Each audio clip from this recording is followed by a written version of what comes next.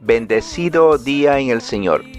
Bienvenidos al culto dominical Iglesia Jesús te llama La Calera. Disfruta junto a tu familia de la presencia del Señor en tu hogar.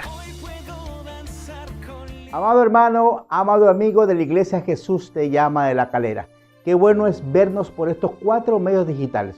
Recuerde que nuestra iglesia tiene el canal de YouTube Iglesia Jesús te llama La Calera, Facebook Iglesia Jesús te llama La Calera, Instagram Jesús te llama La Calera y Spotify Palabras de Vida.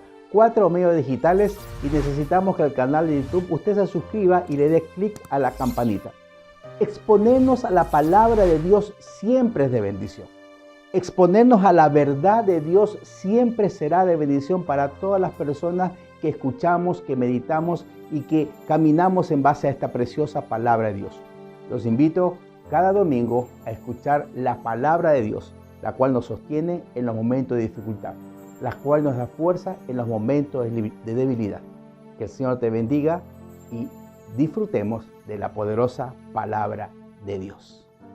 Una vez que hemos alabado al Señor y hemos bendecido y hemos sido expuestos a su verdad, a su palabra, hemos entrado a ese lugar santísimo, hemos entrado a la presencia del Señor, hemos sido bañados por su Espíritu Santo, hemos sido expuestos a la palabra. Usted tiene un corazón diferente, ¿verdad que sí? Somos agradecidos, ¿verdad? Tenemos un corazón abierto a Él y nuestro sentido espiritual, no solamente los 5 sentidos físicos y naturales, sino el sentido espiritual está mucho más atento a eso. Por eso es importante, por eso la palabra de Dios dice, oye, entrad a sus puertas con alabanza, con acción de gracias. Porque ahí nuestro corazón está más receptivo para que la verdad del reino impacte nuestras vidas. Estamos aquí para ser impactados por la palabra de Dios. Lo que hoy vamos a hablar, a lo mejor, quizás a veces molesta o causa escozor, pero es la palabra de Dios. Es la palabra de Dios que tratamos de colocarlo a los pies o a los actuales momentos para que podamos nosotros ser bendecidos por esa palabra de Dios. Dame la primera. Mire lo que el Señor hoy trata de indicarnos. Hoy el Señor quiere llevarnos hacia renunciar a algo que el mundo hoy por hoy lo promociona y lo ha vendido como que fuera bueno. Y no es que sea malo, lo que pasa es que cuando esa autosuficiencia cae solamente en nosotros y dejamos a Dios de lado, estamos pecando para contra Dios. Estamos dejando de ser bendecidos nosotros. Ya vamos a ver cómo el Señor lo interpreta esto. La autosuficiencia, orgullo y vanidad versus la humildad delante de Dios. ¿Cómo nos paramos delante de Dios? ¿Con autosuficiencia? ¿Con orgullo? ¿Con vanidad? ¿O con humildad? No con la falsa humildad que dice, no, yo no soy así, yo soy peor. No. La verdadera humildad. Aquella humildad que nos describe tal como somos. Aquella humildad que nos dice, mira, tú eres esto. No puedes creerte más, ni tampoco puedes creerte menos. Porque las dos cosas causan problemas. Si yo soy demasiado altivo, el Señor dice que no me ve de cerca, me ve de lejos. La bendición de Él no está conmigo. Pero si somos humildes delante de Dios, entendiendo que nosotros somos pecadores, pero aún así Dios entregó a su Hijo por nosotros, que siendo enemigos y pecadores, Cristo murió por nosotros. Nos paramos diferente en la vida. Porque nos sentimos bendecidos, nos sentimos amados, nos sentimos valorados. Juan 3:16 entonces tiene una gran promesa, una gran enseñanza, una gran bendición. Somos amados y somos valorados. Amén. Acerca de la autosuficiencia, hay psicólogos que la dicen que sí es muy buena y otra rama de la psicología que dice que no es tan buena. Las personas autosuficientes no son frías, dice un grupo, ni tampoco son despegadas unos del otro. Confían en ellas mismas, no temen a la soledad y no dependen de nadie para tomar sus propias decisiones. Autosuficiencia. La autosuficiencia se trata de una valiosa cualidad que todos podemos desarrollar. Un grupo de psicólogos dicen esto. Las personas autosuficientes poseen buena autoestima y un gusto particular por la independencia. Les gusta decidir por sí mismas sin tener que depender de otros. No temen la soledad y suelen ser esas figuras a las que a veces cuesta entender, puesto que no siguen convencionalismo alguno.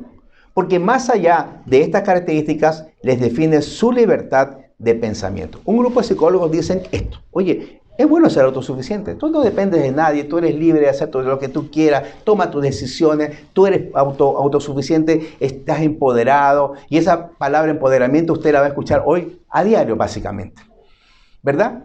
Un grupo dice sí, oye, es súper bueno que tú seas autosuficiente, que no dependas de nadie, que tengas libertad de pensamiento, que seas open mind, abierto de mente, haz lo que tú quieras, eres libre de hacer lo que sea.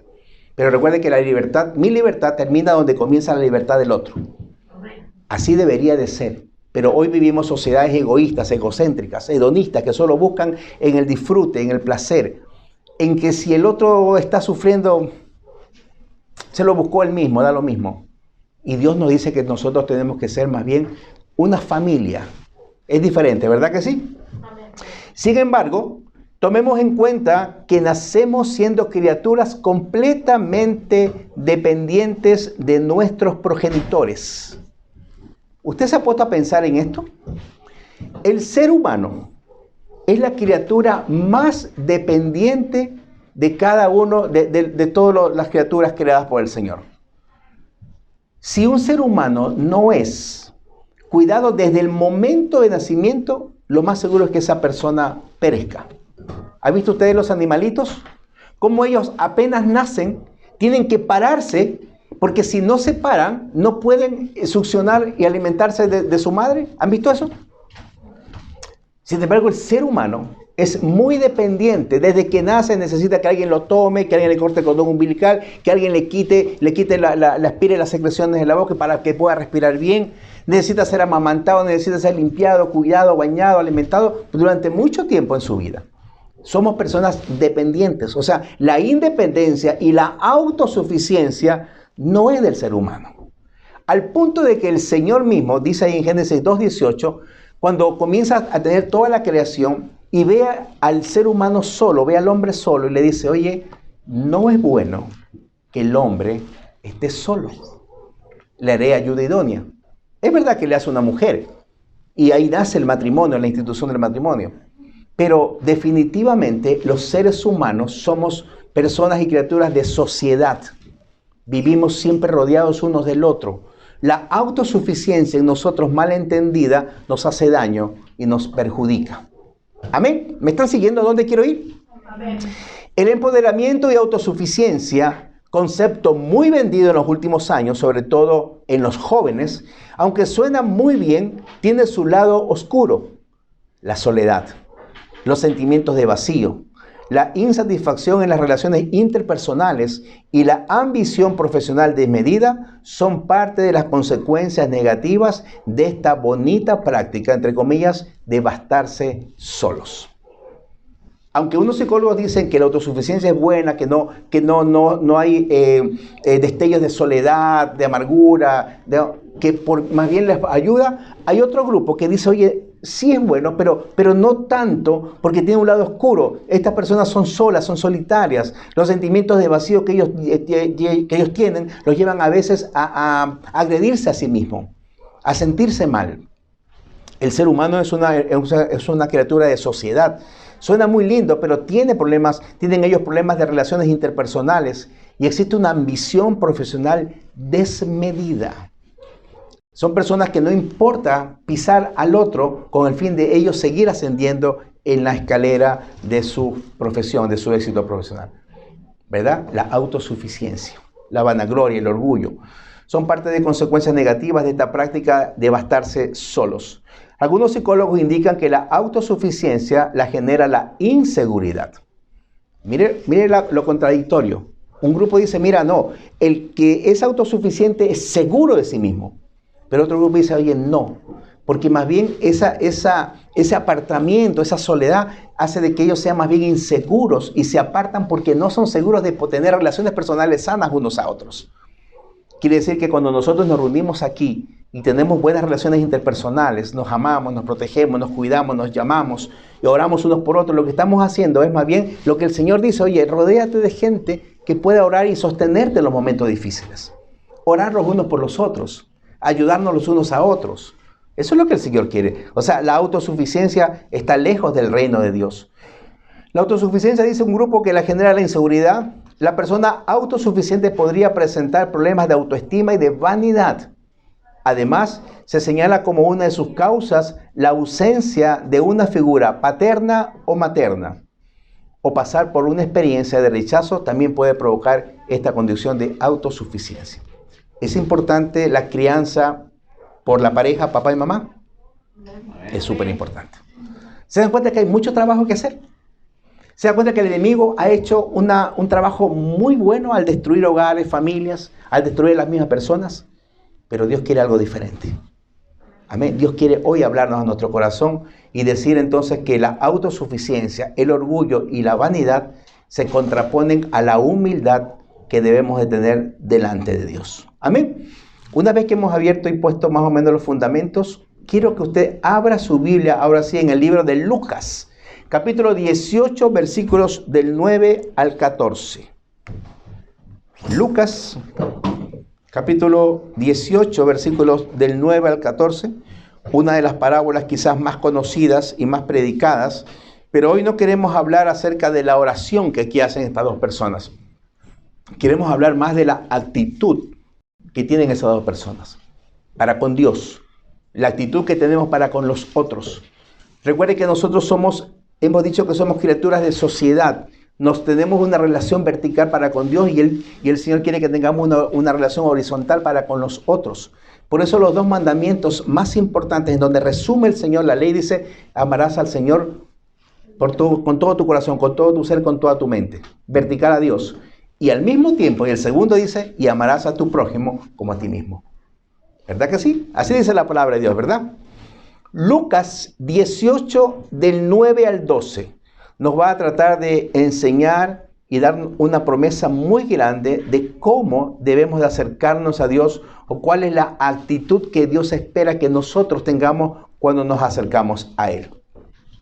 Lucas 18 del 9 al 12 dice lo siguiente, leo en el nombre del Señor. A unos que confiaban en sí mismos. ¿En quién confiaban? En sí mismos, como justos, y menospreciaban a los otros, dijo también esta parábola. Dos hombres subieron al templo a orar. Uno era fariseo y el otro publicano. El fariseo, puesto en pie, oraba consigo mismo de esta manera. Dios, te doy gracias porque no soy como los otros hombres, ladrones, injustos, adúlteros, ni aun como este publicano. Ayuno 2 veces a la semana, doy diezmos de todo lo que gano. Mas el publicano, estando lejos, no quería ni aun alzar los ojos al cielo, sino que se golpeaba el pecho diciendo: Dios, sé propicio a mí, pecador. Os digo que éste descendió a su casa justificado antes que el otro, porque cualquiera que se enaltece será humillado, y el que se humilla será enaltecido. Cierre sus ojos por un instante. Buen Padre Celestial, Señor, hemos leído esta poderosa palabra que tú nos dejaste, Señor, para que meditemos en ella, para que reflexionemos en ella, para que en los momentos de dudas, de tinieblas, en momentos en que nos sintamos débiles, esta sea la palabra que nos dé la fuerza, el aliento y la luz y el entendimiento necesario para vivir esta vida que tú nos has permitido vivir. Por eso, Señor, hoy te rogamos la manifestación del Espíritu Santo para que nos dé el entendimiento necesario y la sabiduría necesaria para conocer la profundidad de tu verdad. Porque confesamos, Señor, que nuestra mente está abierta y nuestro corazón está dispuesto a escuchar tu verdad. Lo confesamos en el nombre de Jesús. Amén y amén. Hemos hablado de autosuficiencia y vemos aquí cómo Jesús, como el maestro por excelencia, como este maestro que enseña y que toda su vida que en la tierra estuvo aquí enseñando y que su ministerio principalmente fue el de enseñanza, el de tratar de cambiar nuestra manera de pensar, el cambiar quizás la forma y la estructura de la sociedad que vivía de esa época y de estas otras épocas. Él trata de enseñar a su pueblo acerca de la actitud de cómo tenemos que orar o cómo tenemos que pararnos delante del Señor. ¿Cuál es la forma de pararnos delante de Él? ¿Con autoexaltación? ¿Con humildad? ¿Con orgullo? ¿Con vanidad? ¿Cómo mira Dios al orgulloso? ¿Cómo mira Dios al humilde? ¿Cómo nos mira Dios a nosotros? ¿Cómo cree usted que Dios lo mira? Lo primero que vale la pena resaltar es que el Señor usa aquí parábolas para enseñar. Y entendemos por parábolas aquel apoyo pedagógico que se utiliza para resaltar alguna verdad que necesitamos resaltar. Es una breve narrativa y simbólica de la cual se extrae una enseñanza moral. Eso es una parábola. El Señor está hablando de una verdad absoluta y rápidamente cuenta una historia que se relaciona con ella para poder resaltar una verdad que debe quedar plasmada en nuestra mente y en nuestro corazón. Contar historias parece algo sencillo. Algunos la menosprecian, incluso los escribas y fariseos de la época decían: ¿cómo es posible que cuentes historias este predicador, este profeta? Y de esa manera Dios apartaba aquel corazón orgulloso de aquel corazón humilde que decía: sí, es bueno escuchar estos mensajes y esta parábola. Él enseña como quien tiene autoridad. El propósito de las parábolas es, aparte de enseñarnos, separar al auditorio entre los súper sabios que no aceptan la palabra de Dios y aquellos con humildad que aceptan cómo Dios quiere entrar en tu corazón y en tu mente. Amén.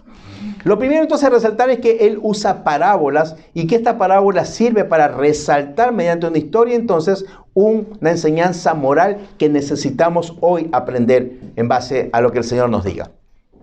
Aparecen en escenas dos personajes. Uno era fariseo.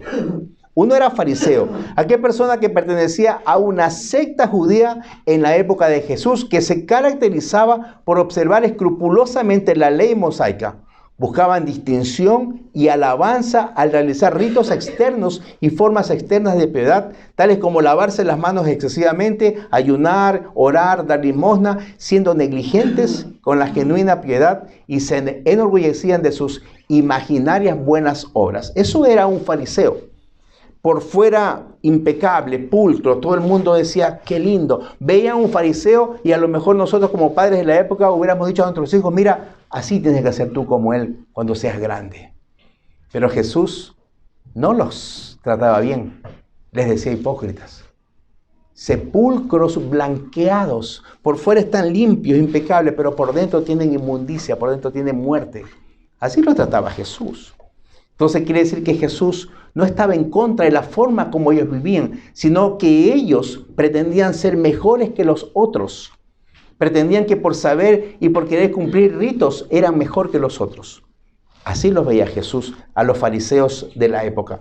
Los fariseos eran enemigos acérrimos de Jesús y de su causa. A su vez, fueron severamente reprendidos por Jesús debido a su avaricia, ambición, hueca confianza en obras externas y falsa piedad para generar solamente notoriedad de las personas.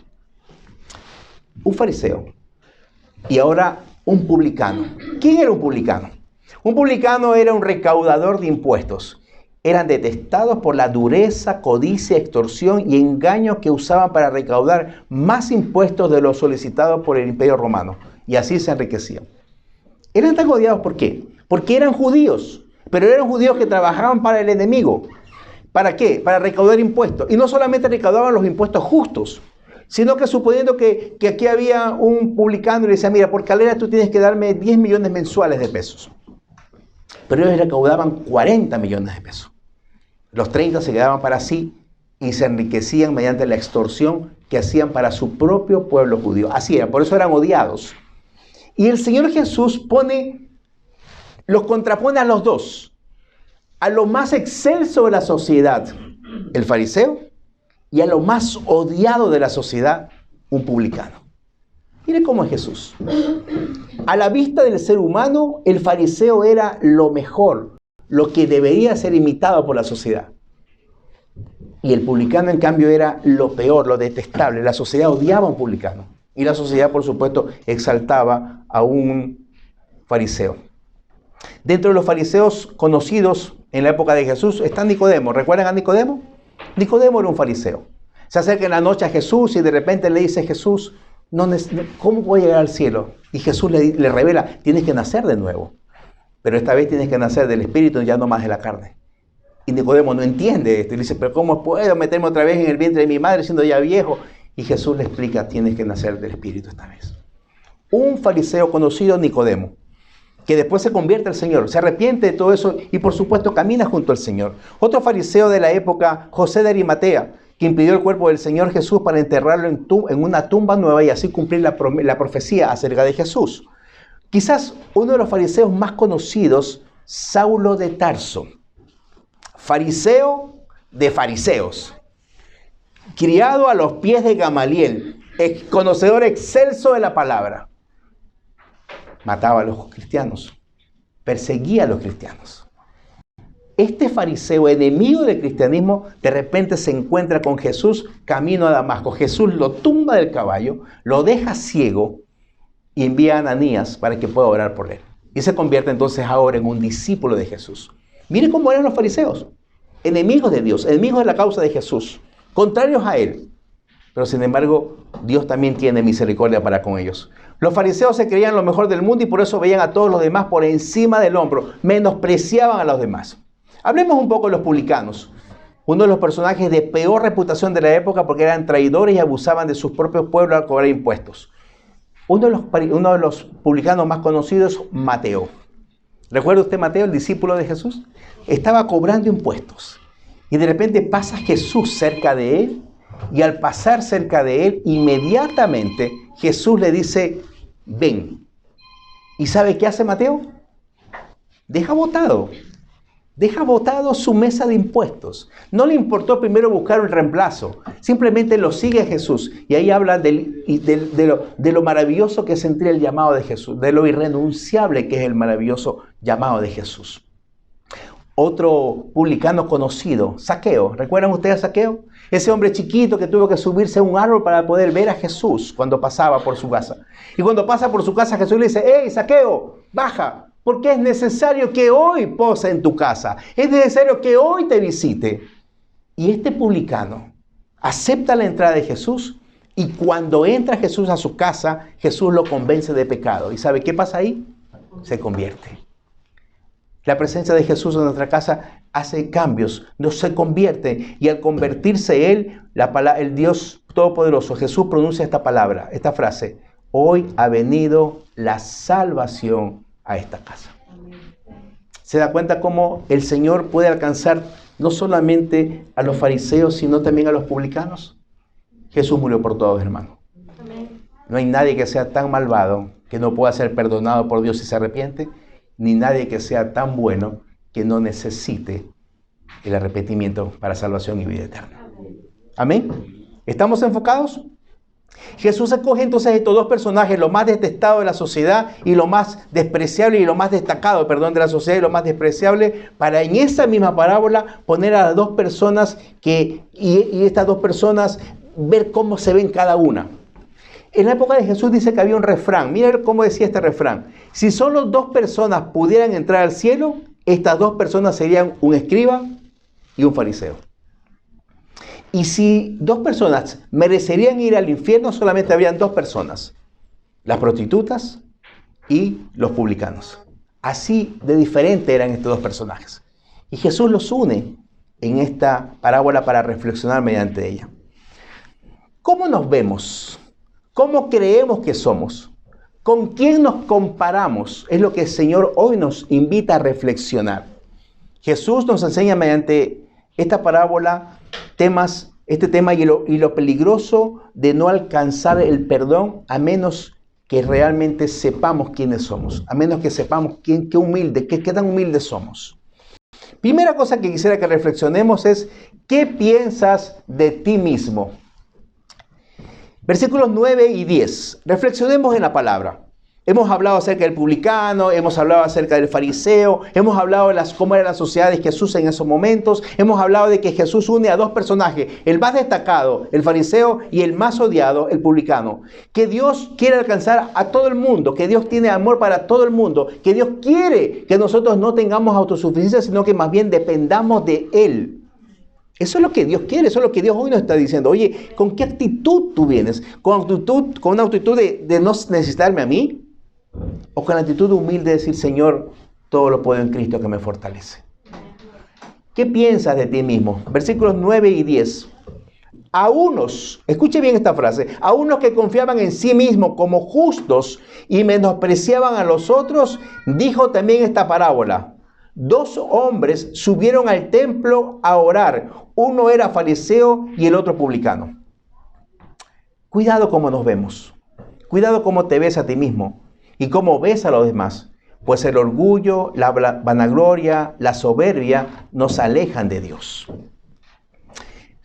A unos que confiaban en sí mismos como justos. Ellos se veían justos.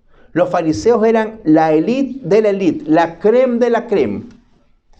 Y tristemente algo parecido pasa a veces en nuestras iglesias. Cuando ya somos salvados de nuestra inmundicia, cuando ya somos limpiados por la sangre del Señor de todo nuestro oprobio, de toda nuestra vergüenza, de toda nuestra lepra, a veces nos paramos en la puerta y decimos, ¿sabes qué?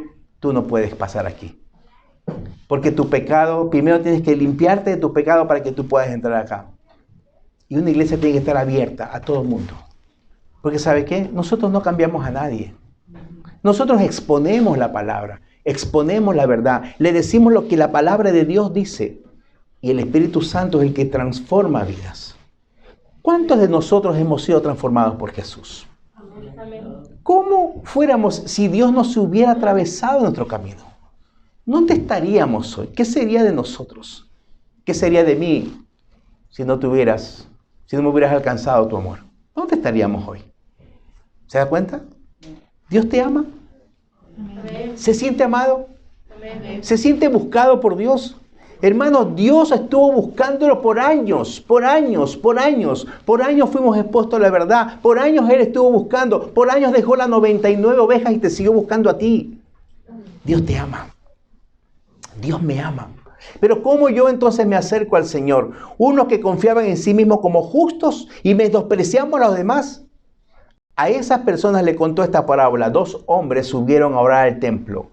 ¿A qué subieron ellos? A orar. Se supone que iban a orar al Dios Santo. Se supone que iban a orar a ese Dios. Uno era fariseo y el otro era publicano. Menospreciaba el fariseo con soberbia y con orgullo a este publicano. Pero recuerden lo que Salmos 138:6 dice.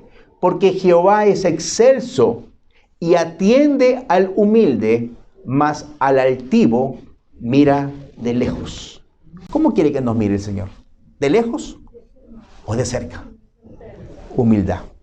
Segundo punto que debe quedar claro es que la oración llena de orgullo, soberbia y arrogancia se contrapone contra la oración humilde.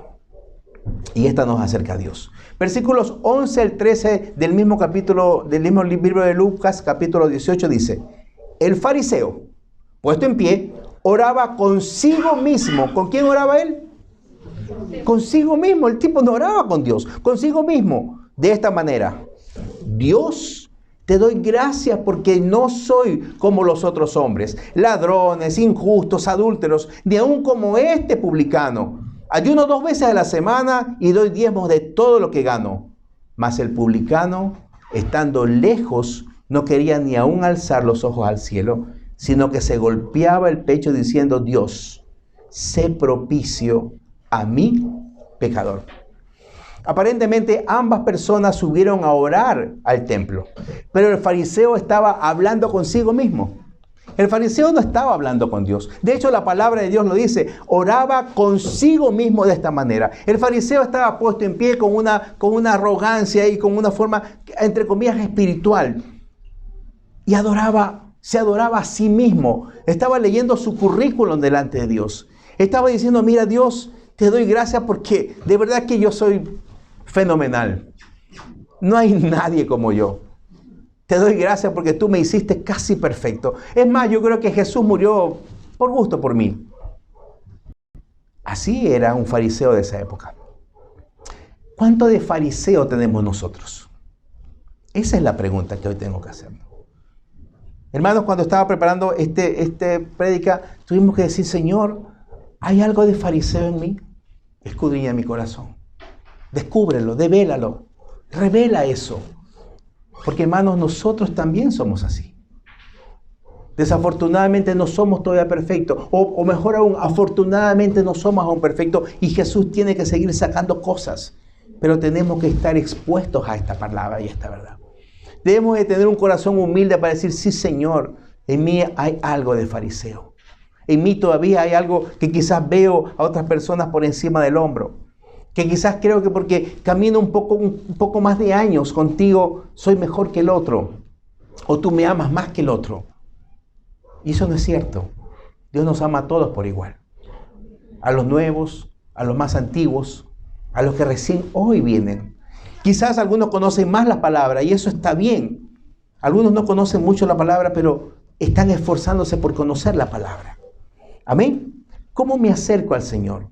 ¿Cómo me estoy acercando al Señor? Estos dos hombres entraron a orar, pero el fariseo habló consigo mismo de todas sus virtudes. No habló con Dios. Oraba consigo mismo y en su larga y retórica oración se refiere a sí mismo en 5 ocasiones.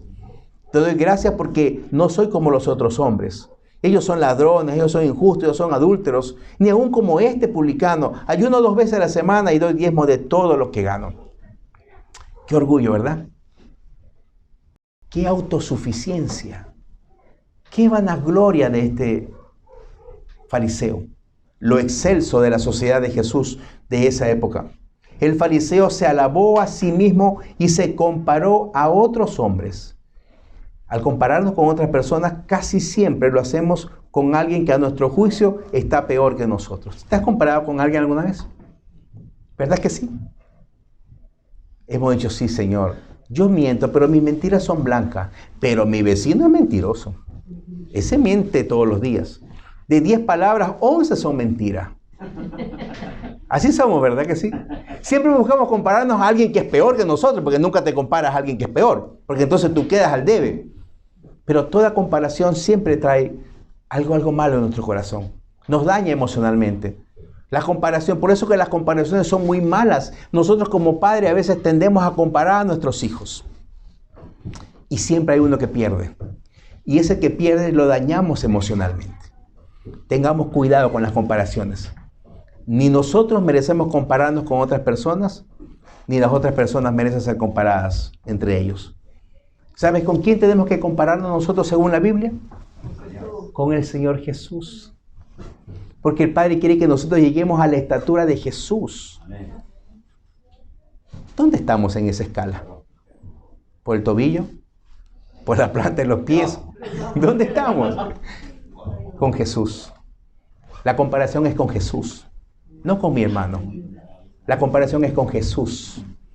Si yo me comparo con Jesús, entonces estoy avanzando y quiero llegar más lejos. Pero si me comparo con mi hermano, lo más seguro es que detenga mi crecimiento espiritual. ¿Se da cuenta por qué es tan mala la autosuficiencia?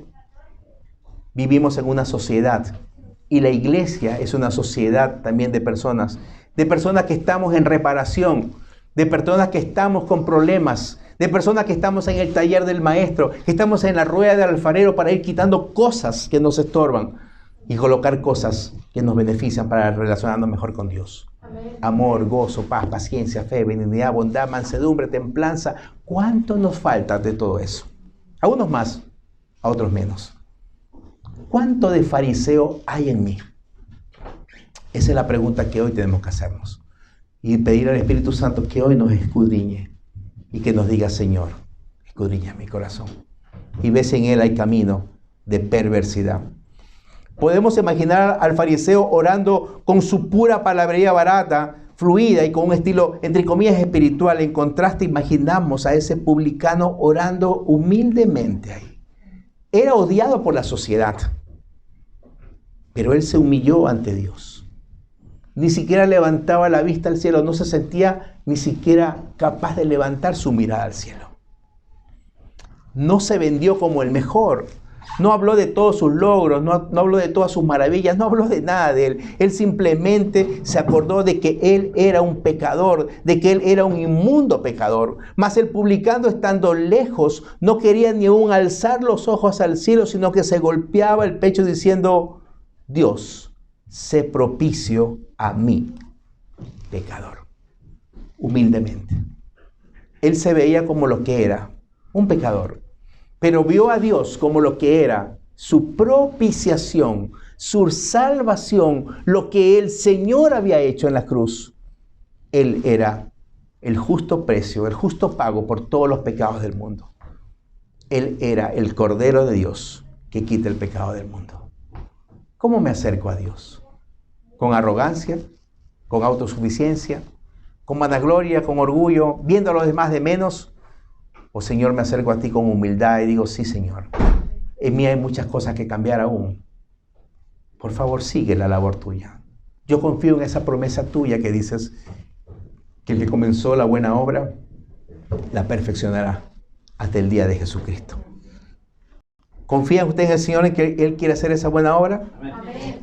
Aleluya. El fariseo dependía de su propio poder y obras delante de Dios, pero por el contrario, el publicano dependía de la misericordia y el perdón de Dios. Reconoció que era un pecador y que necesitaba de la misericordia de Jesús.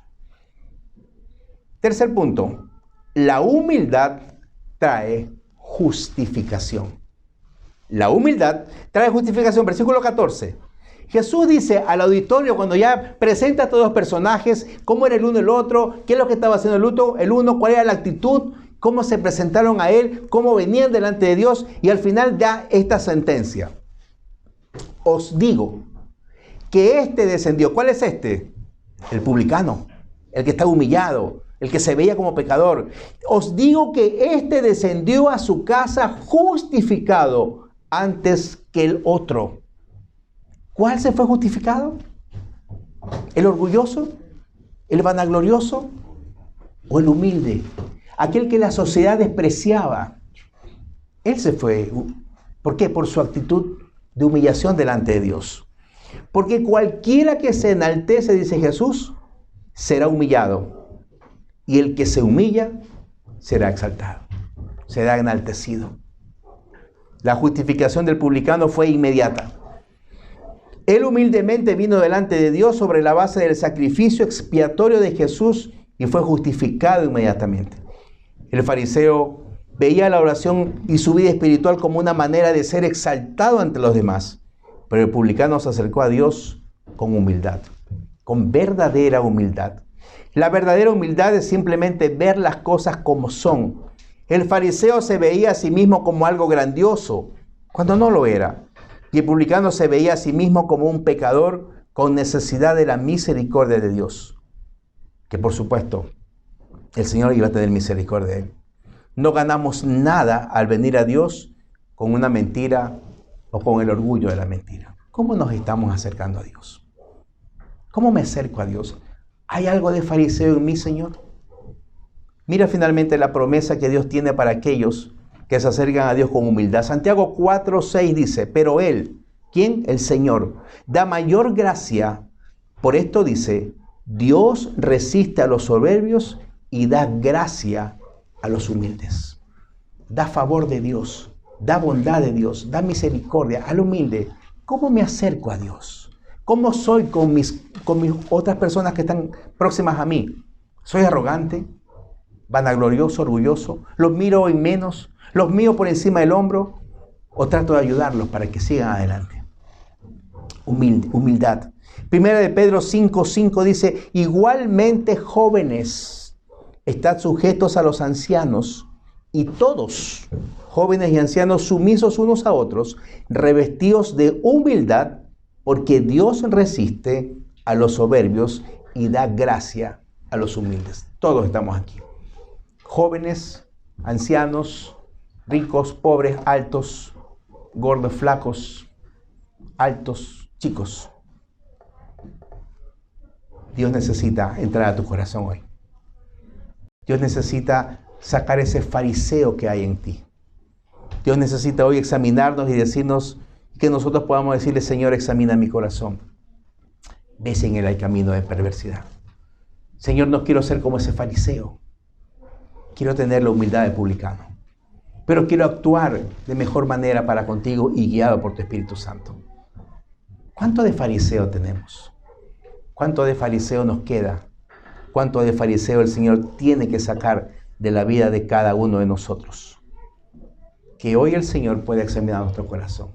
Amén. Amado hermano, amado amigo, si la palabra del Señor ha impactado tu vida, yo te invito a que tú hoy recibas al Señor en lo profundo de tu corazón. Porque si el Señor está en tu corazón, tu vida será transformada y tu historia sí puede cambiar. Si la palabra de Dios ha impactado tu vida, inclina tu rostro y repite esta preciosa oración. Padre Celestial, tu palabra me ha impactado. He comprendido, Señor, que soy un pecador, pero también he comprendido que Jesús murió en la cruz por todos mis pecados. Por eso hoy, Señor, abro mi vida, te recibo en mi corazón, Jesús, como mi único Señor y mi único Salvador. Me toma de tu mano, Señor, haz de mí la persona que tú deseas que yo sea. Y en este mismo momento renuncio a toda mentira y artimaña que Satanás haya puesto en mi vida. Me tomo de tu mano, Señor. Te doy gracias por adoptarme como tu hijo. Y desde hoy quiero vivir para darte gloria y para honrar tu santo y poderoso nombre. Si usted ha repetido esta oración desde lo profundo de su corazón, ha ocurrido 4 cosas. Su nombre está inscrito en el libro de la vida. El Espíritu de Dios ha venido a su corazón y ahora mora para guiarlo. Usted pertenece a la preciosa familia de Dios y el Señor Jesús está dentro de su corazón y Él lo ayudará a toda verdad. Gracias te damos, Señor, por habernos adoptado como tus hijos. Hoy es un día especial y por eso lo invito que usted adore al Señor junto conmigo con esta preciosa alabanza. Adoremos al Señor y alabemos su santo y poderoso nombre. Lo bendigo en el nombre del Señor. Amén y amén.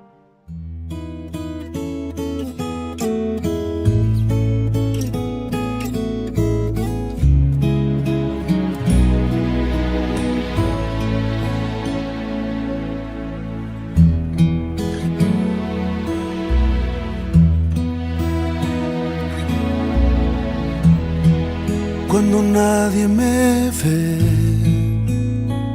en la intimidad, donde no puedo hablar más que la verdad, donde no hay apariencias,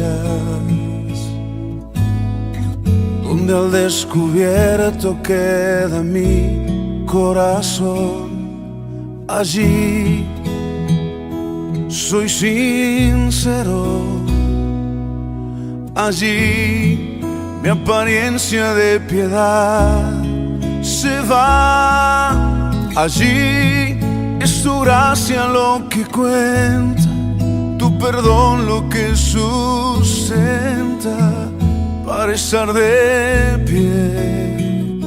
Y no podría dar a la cara si no fuera porque soy revestido de la gracia y la justicia del Señor. Si me vieran tal cual soy, se enterarían que es Jesús. Lo que han visto reflejado en mí tan solo fue su luz. Y es por tu gracia y tu perdón que podemos ser llamados instrumentos de tu amor. Y es por tu gracia y tu perdón. Mi justicia queda lejos de tu perfección y no podría dar a la cara si no fuera porque soy revestido de la gracia y la justicia del Señor. Si me vieran tal cual soy, se enterarían que es Jesús. Lo que han visto reflejado en mí tan solo fue su luz. Y es por tu gracia y tu perdón, que podemos ser llamados instrumentos de tu amor, y es por tu gracia y tu perdón. Mi justicia queda lejos de tu perfección.